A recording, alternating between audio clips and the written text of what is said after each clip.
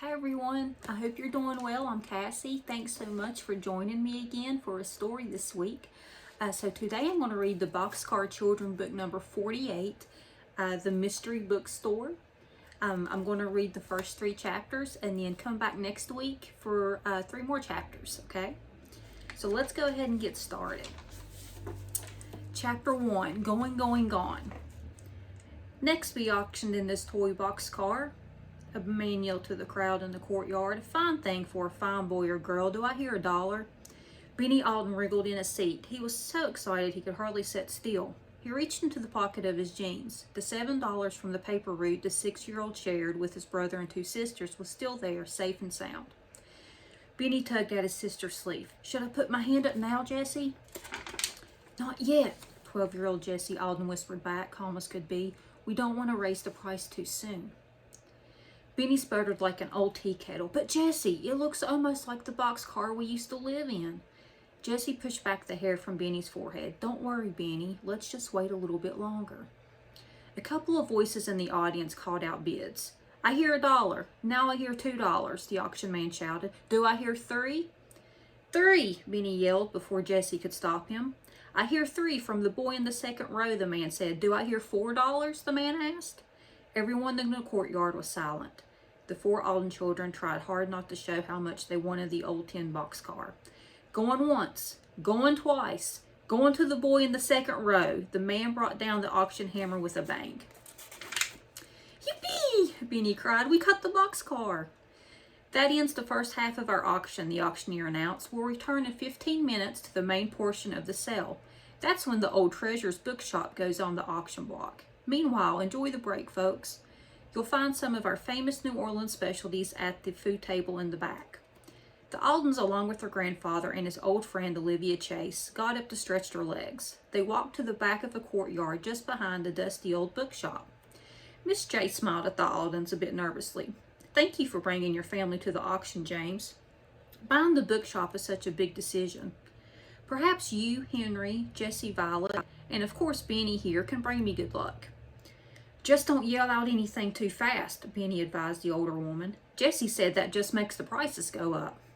Jessie tossed back her long brown ponytail and looked up at Miss Chase. Grandfather taught us to be patient at an auction and not jump in too soon. Like I just did, Benny said with a big laugh. But I had to have this little boxcar for my train collection. It looks almost like the one we lived in before Grandfather found us. Except it doesn't have shelves inside or straw beds, or a nice tree stump in front of it, Violet said, or a cracked pink cup either. Like her brothers and sister, 10-year-old Violet just loved talking about the old boxcar days when they lived in the woods all on their own after their parents died. I certainly do love hearing about your boxcar adventures, Miss Chase said. The story of how your grandfather found you is better than any mystery I could ever write. Almost as good as the streetcar mystery, 14-year-old Henry said. That's my favorite Olivia Chase mystery. Every one of your mysteries is a good read, Olivia, Mr. Alden told his old friend.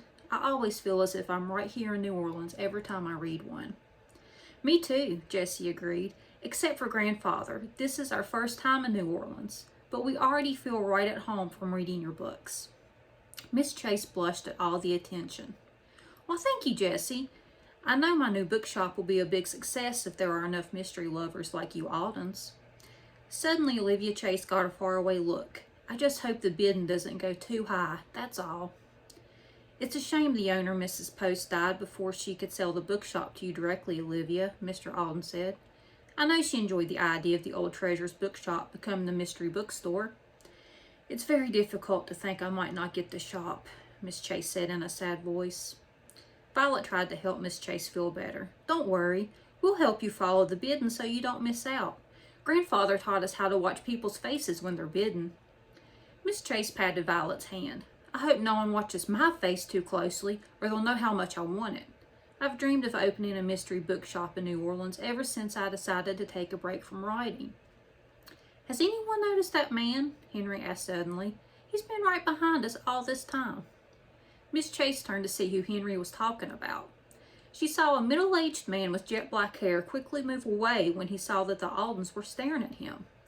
Miss Chase fanned herself with the auction booklet. Oh dear, I'm so nervous. I didn't even notice that Rexford Phillips was right behind us. And me, a mystery writer too. I should be listening and watching other bidders, not the other way around.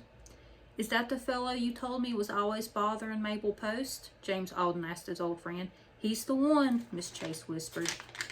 Rex pestered Miss Post for months about selling the shop to him. He wanted to open a stamp shop here. We both went to the estate lawyers about buying the shop after Mabel's death. That's when they decided to hold an auction. He already bought Miss Post's stamp albums, and now I guess he'll be bidding against me for the shop too. What if I sit next to him in case he writes down his bid? Benny asked after Mr. Phillips left. I could cough or wriggle my nose or do something to let you know what he wrote down. You rascal, Jessie said, patting Benny on the back. I guess I've been reading you too many of Mrs. Chase's mysteries. Everyone stopped talking when they heard a bell. The second part of the auction was about to start. This is your chance, Olivia, Mr. Alden said. Now go sit in the front with my grandchildren, and I'll keep an eye on everything from back here. Good luck. Miss Chase and the Alden children seated themselves in the middle row, not too close and not too far from the front. The auctioneer began with a little talk about the Old Treasurer's bookshop. And included with the shop are all its books as well. The estate lawyers just made a last-minute decision to sell Mrs. Post's books with the building rather than auction them off separately. Sorry about the change in plan, folks. This news upset Miss Chase and several others in the audience. Oh no, she said to the Aldens. I wasn't planning on buying the books too. I won't be able to afford them and the shop, not to mention all the work that will involve. Oh dear. The auction man went on. Those of you who knew Mrs. Post know that she had a lot of treasures in her store.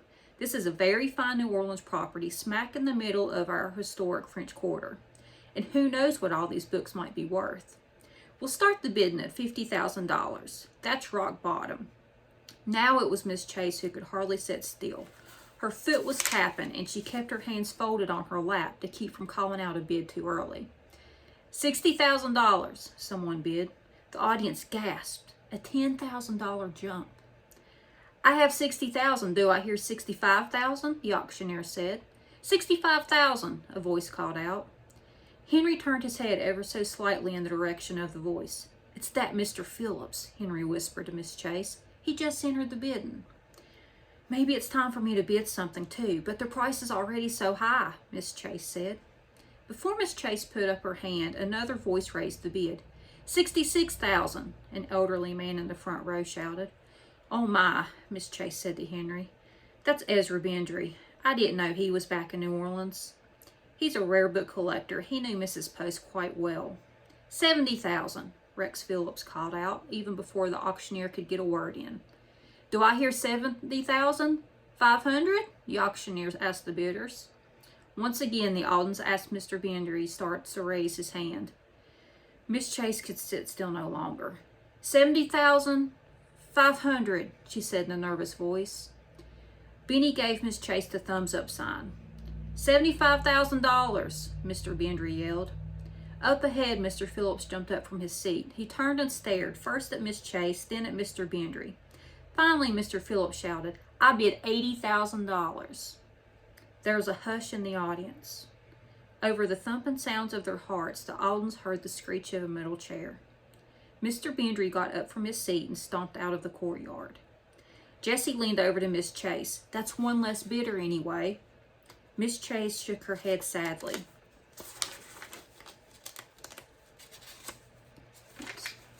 It doesn't matter. I can't go any higher either. Mr. Bendry has lost the shop, and so have I. Even the auctioneer seemed surprised that in such a short time the Old Treasurer's bookshop had gone from $50,000 to $80,000 with so few bidders. He paused before moving on. I've got $80,000 for this fine old landmark and its contents, he said slowly. Do I hear more? More, Benny whispered under his breath. Shh, Jessie whispered. You don't want to buy a bookstore by accident now, do you? Sorry, Jessie, Benny whispered back. I got my boxcar, and now I want Miss Chase to get her store, that's all. I've got a final bid of $80,000. Going once, the auctioneer said, raising his gavel. Going twice. $100,000, a new bidder called out in a deep voice. I bid $100,000. Everyone in the audience turned in the direction of the man's voice. Who is this new bidder? Chapter 2, A Surprise Bidder. Grandfather, the children said, laughing and hugging Mr. Alden when the auction was over. You bought the bookshop. Everyone seemed amazed except for Benny. Now we have a toy boxcar, a real boxcar, and a bookstore. What a good idea. But what will we do with a bookstore, Grandfather? Jessie asked in her practical way. Greenfield is so far away from New Orleans, and you're leaving on business tomorrow for a week. Trying to hide a smile, Mr. Alden scratched his chin. If only we knew someone who knows all about books. Someone who has always wanted to run a bookstore. Violet slipped her hand into her grandfather's. You bought it for Miss Chase, didn't you, Grandfather? Violet whispered. Miss Chase was sitting still in her seat, looking awfully confused. No, Violet, Mr. Alden said, shaking his head. I didn't buy it for Miss Chase. I bought it as an excellent investment at a good price. I expect to rent it to whomever can get a bookstore open running right away. Mr. Alden smiled at his old friend. Now you wouldn't happen to know anyone who can do that, would you, Olivia? Oh, James, I couldn't possibly let you give the shop to me. You want it fair and square, Miss Chase said. Ah, but I wouldn't be giving it to you. I'd be renting it to you until you can pay me back. And who knows, the bookshop was called All Treasures. You might find something valuable tucked away. What do you say to my plan, Olivia? Miss Chase broke into a beautiful smile. I'll say yes, but only if you lend me your grandchildren too. With their help, we'll sell all these old books at a big outdoor sale. That will give us money to buy brand new mysteries for the mystery bookstore. Can we, Grandfather? Benny asked excitedly. Can we stay and help Miss Chase? Of course, Grandfather said, as long as Olivia doesn't mind looking after 4 children. Hooray! The Alden children yelled. Suddenly a young woman with curly reddish hair rushed into the courtyard. Is this where the book auction is? The woman asked out of breath. Has it started yet? Rex Phillips stepped forward to answer the young woman's question. Start, he said in a snarling voice. The auction started and ended quickly when someone bid too much for this run-down old property and all the junk inside it. With that, Mr. Phillips left. The young woman raced over to the auctioneer. Please, she said, let me put in a bid for some of the books in the shop. My plane was late and the taxi driver got lost. That's why I didn't get here on time. If you'll only tell me what the other bidders paid for the books, I'll pay more.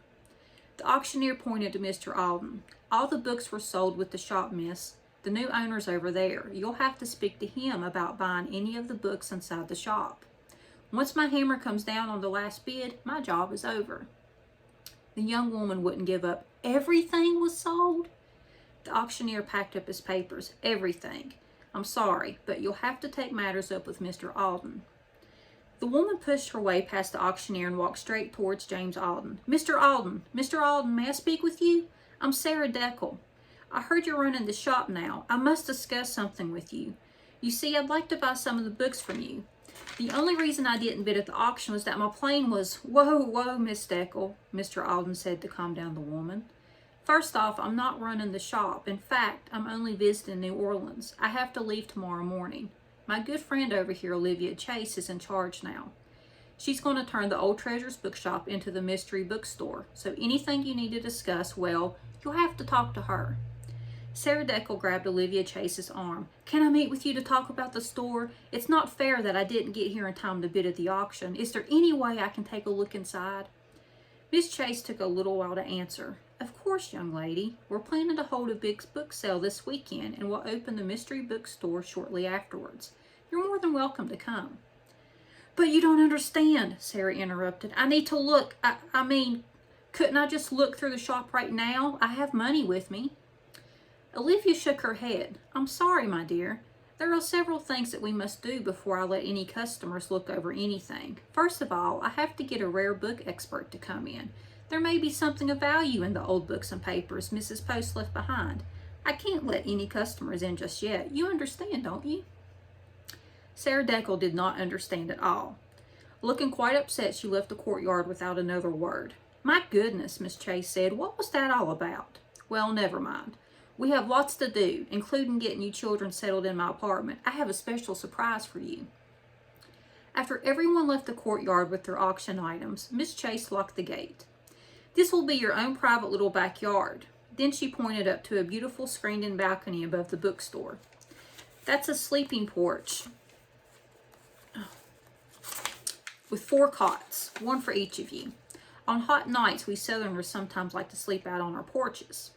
You'll be perfectly safe since the courtyard is always locked when the bookshop is closed. Miss Chase led the children up ironwork stairs to the porch. Yippee, Benny said. We like sleeping outside. I knew this would be just right for you, Miss Chase said with a laugh. Your grandfather will be in the guest room. I like your cozy apartment, Violet said as Miss Chase gave the children a tour. The front of it is like a city apartment where we can watch all the people and cars. But the back is just as quiet as Grandfather's house in Greenfield. I was very lucky to rent this apartment from Mrs. Post when I came to New Orleans a few years ago, Miss Chase said as she handed sheets and towels to the Aldens. To live above a bookstore is perfect for a writer. Now I can always keep an eye on the mystery bookstore too. There's even a small night table for each of us, Violet said, putting down her backpack and tote bag. Thank you for letting us stay out here. You're welcome, Violet, Miss Chase said. Now it's been a long day. Good night. Don't let the bed bugs bite, Benny said. The next morning, the Aldens sat around the breakfast table, making their plans for the day. From the kitchen in Olivia Chase's apartment, they could look down at the courtyard, but the children were busy chatting and eating and not looking outside. These are the best donuts I've ever tasted, Benny said between bites of warm powdered donuts. Those aren't just ordinary donuts, Benny, Miss Chase said. They're a special New Orleans kind called beignets. I picked them up at the French market this morning. As for your coffee, James, that's our New Orleans-style coffee. It has chicory in it. Grandfather's coffee has chickens in it, Benny cried. Everyone was laughing so hard they didn't hear the courtyard door open down below. Not chickens, Benny, Miss Chase laughed. It's chicory, a special coffee flavoring. It was only later when Benny and Henry were washing dishes that Benny saw something move. Is the bookshop open? He asked Miss Chase. I think somebody wearing a blue top is down in the courtyard. But when Benny and the other children ran to the sleeping porch to check, the person in the blue top had vanished. Hey, where did that person go? Benny yelled. Nobody went out that door. Are you sure you saw someone? Miss Chase asked Benny. I'm sure I locked the courtyard door, remember? Maybe what you saw was one of those boxes blowing around from the auction yesterday.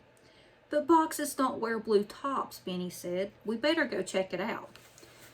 Good for you, Benny, Miss Chase said. A careful detective follows every lead. You children can go downstairs. Let me know if anything seems disturbed. I'll be right down. I'm just going to call in an ad to the newspaper. I need a book expert to help us price Mrs. Post's old books for our book sale. Then I'll be off too, Olivia, Mr. Alden said. My taxi will be here any second. I'll be back in a week. The children hugged their grandfather, then raced down the courtyard. They had just reached the bottom step when they heard the courtyard door click shut. See, Benny cried. Someone was here. They must have left when they heard us. He pulled out the door, but it wouldn't open. I guess it locks from both sides, Henry said. I'll get Miss Chase's keys. When Henry returned, he unlocked the courtyard door. Benny raced out the sidewalk. See, there's someone with a blue shirt going down the block. I told you. Violet put her arm around Benny and then pointed to another person on the busy street. And there's someone else with a blue top. There's that woman who came late to the auction, Jessie said. She pointed to Sarah Deckel, who was staring into the bookstore window. She has on a blue jacket. Even Grandfather is wearing blue today, Henry said to a disappointed Benny. Look, he's getting in his taxi to go to the airport. He has on his blue blazer. Even I'm wearing a blue shirt, Benny said. Today must be Wear Something Blue Day. Then Benny had to laugh. The Aldens walked back into the courtyard to begin cleaning up. There was plenty to do before the big book sale. Any luck with the mystery person? Miss Chase asked when she came down to see how the Aldens were getting on. No, Benny answered. But somebody was here all right, and they left in a big hurry when they heard us. Miss Chase stopped to look at something under the sleeping porch. I think Benny's right. Come here and tell me what you see. The Aldens stared down at the porch of dirt and weeds under the porch. Look, there are clumps of dirt from here to the courtyard door, Violet said, and some of the weeds are squished. But couldn't that be from yesterday? There were a lot of people walking around the courtyard during the auction. Maybe some of them tracked the dirt out. Good detective work, Violet, Miss Chase said. But think some more. Violet's blue eyes lit up. Wait, it rained a little bit this morning. If somebody walked through the dirt yesterday, the clumps would have washed away. Very good, Miss Chase said. Shh, Benny whispered when a few people wandered into the courtyard to look around. There's that lady again. Why, hello, Miss Deckel, Olivia Chase said to the young woman. What brings you here so early? I still can't get over missing out on the auction yesterday, Sarah Deckel told Miss Chase. I would just love to look through your bookshop. Couldn't I take a peek now, please? Miss Chase finally gave in. I guess you can look around, but I can't sell a thing until our book sale on Saturday. Thank you, Sarah Deckel said. As soon as Miss Chase opened the bookstore door, the young woman disappeared inside the store without another word. Chapter 3. Violet Gets a Present.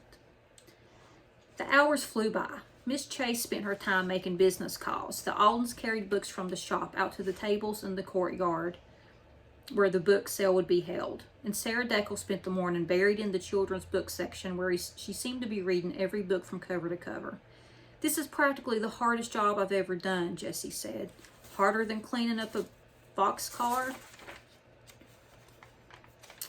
or working in a pizza restaurant, Henry asked in amazement. These books are just so tempting, Jessie said. I keep wanting to stop work so I can read them. I wish we were living in the bookshop instead of above it. Me too, Violet confessed. Here's a neat old book on needlepoint. It's full of patterns I've never seen before. Then Violet showed the others something else that she had found. This beautiful box set of fairy tales was mixed in with some stamp collecting books in the hobby box. There are 4 stories in the set. Tom Thumb, Goose Girl, Briar Rose, and, my favorite of all, The Little Mermaid. I'm going to show it to Miss Chase. Violet found Miss Chase working in the bookstore. Look at this pretty set of fairy tales, Miss Chase. Should I put it aside? It's got beautiful illustrations. Miss Chase came over and put her arm around Violet. The books are lovely. I never noticed them in Mabel Poe's shop before, but I guess it's just because they were jumbled up with the hobby books. That Mabel, she liked to just throw everything together. Anyway, you found the set, so I'd like you to keep it, Violet. Violet shook her head. No, I couldn't, Miss Chase. What if the set is valuable? You need every penny to buy new books for the mystery bookstore. Violet handed the box set back to Miss Chase. It couldn't be that valuable if Mabel just threw it in with the hobby books. Take it as a thank you present. You children are saving me many, many more pennies with all your help than this set could possibly be worth, she said. Violet ran her fingers over the beautiful fairy tale collection. Thank you. I'll take very good care of them. Violet and Miss Chase then went back out to the courtyard to see how the work was coming along. What else can we do, Miss Chase? Jessie asked. We organized all the books out here. We'll put out the children's books after Sarah Deckel leaves. I really must get her out of the store, Miss Chase whispered. She just won't budge. I'll go tell her it's lunchtime, Benny suggested, because it is. Miss Chase laughed. Good idea, Benny. Nobody would keep a hungry boy from lunch. But Miss Chase was wrong. When Benny told Sarah Deckel it was lunchtime, the young woman tried to send him away. Oh, no problem, little boy. Run along. I'll just be a little while longer. Now Benny Alden liked just about everything, but 2 things he didn't like were being called a little boy and having to wait for lunch. Those donuts seemed an awful long time ago. I meant lunchtime for everyone, Benny said in his nicest voice. Sarah Deckel still didn't move. Closing time, Miss Chase said in her no-nonsense voice. But I'm not finished, Sarah Deckel complained. You'll have more than enough time this weekend when the book sale starts, Miss Chase said. Besides, everything is all dark and musty in here. You can hardly see a thing. By Saturday, we'll have all these books out in the courtyard where it's nice and bright. There, Miss Deckel. Now run along and we can enjoy a good lunch. Can we have lunch now too? Benny asked. We sure can, Miss Chase answered. Let's go to Mama's restaurant. It's a couple of blocks away on Magazine Street. It's one of your grandfather's favorite lunch places. Then I know it'll be mine too, Benny said. They were just about to leave when Sarah Deckel turned around one last time. I'm going, she began, but She stopped talking when she noticed Violet putting the box set into Jessie's green backpack so it wouldn't get lost. May I just look at that set, she asked.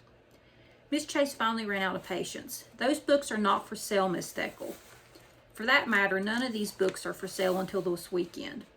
Now, these children must have some lunch. I suggest the same for you. There was no mistaking Olivia Chase this time. She held the courtyard door open until Sarah Deckel finally walked out. Whew, I thought it would be dinner time before she left, Jessie said as they walked down the street. I could eat 2 lunches now. I could eat 200, Benny said, skipping ahead of everyone. They were almost at Mama's restaurant when Miss Chase remembered something. Henry, could you do me a big favor?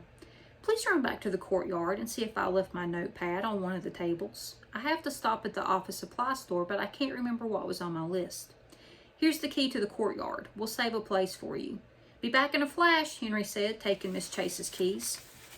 When Henry reached the courtyard door, he looked down and noticed that the door was open slightly. What? He said to himself. Henry pushed the heavy door slowly so it wouldn't squeak. He looked around. Right away, he saw that some of the plastic rain sheets on the book tables were folded back. Looking for someone? A man's voice called out. Henry jumped. How did you get in here, Mr. Bendry? Henry asked the gray-haired man. How did you know I was Mr. Bendry? Miss Chase told us at the auction, Henry answered. She said you were a rare book expert and that you had known Mrs. Post. Olivia should keep her business to herself instead of talking so much to every tourist who passes through, Mr. Bendry said angrily. I'm not a tourist, Henry explained. I mean, I am a tourist, I guess. But I'm here with my brother and two sisters to help Miss Chase get her mystery bookshop ready for business. A mystery bookshop, he shouted. What nonsense. Olivia should stick to writing books, not selling them. How did you get in here? Henry repeated. Do you have a key too? Don't need a key when full people leave the door wide open, Mr. Bendry said. I just walked right in. Henry scratched his head. He was pretty sure they had locked the door, but he wasn't about to argue with Mr. Bendry. Looking around, Henry spied Miss Chase's notepad laying on the table. This is what I came for, Henry explained, so I guess I'd better lock up. Miss Chase is waiting for me. Henry waited for Mr. Bendry to leave, but the man didn't seem to want to go. Finally, Henry said, We're getting all of those books ready for a big book sale on Saturday. You can buy anything you want then, Mr. Bendry. Was all Mr. Bendry had to say before he was finally good and ready to leave. Out on the street, Henry double-checked that the courtyard door was really locked this time. He was so busy locking up, he didn't happen to see what Mr. Bendry had tossed in the back seat of his car. It was a blue jacket. All right, so that was the first 3 chapters of the Boxcar Children, the Mystery Bookstore. I hope you enjoyed it. Be sure and come back next Sunday for 3 more chapters. We're going to be starting chapter 4, okay? So I hope you all have a great week, and please remember, above everything else, to be kind.